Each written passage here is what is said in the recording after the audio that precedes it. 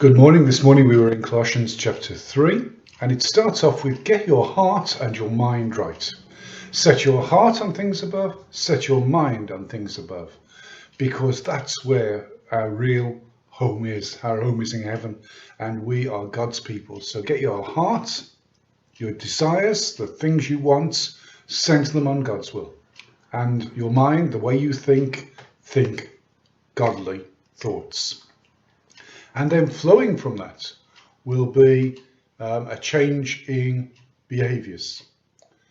You will put off sexual immorality, impurity, lust, so on.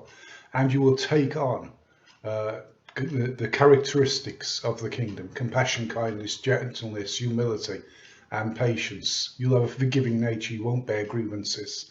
Why? Because your heart and your mind are right. Get your heart and mind right, and then actions will flow from that. If the peace of God rules in your heart, then you will behave peaceably. You will have this attitude that we are all one in Christ. The equality of the gospel will be displayed in our churches and in our own lives. And we will worship the Lord with psalms, hymns, and spiritual songs. And notice it says, as you teach and admonish one another with all wisdom, through psalms, hymns, and songs from the Spirit.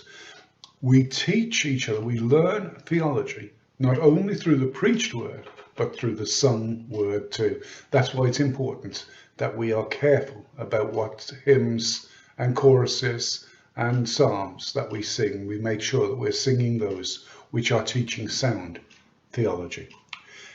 Having your heart and mind right, being taught, being peaceable, will flow out in our natural relationships between husbands and wives, employers and employees, children and parents. All of these will flow from being a heavenly minded and heavenly hearted people.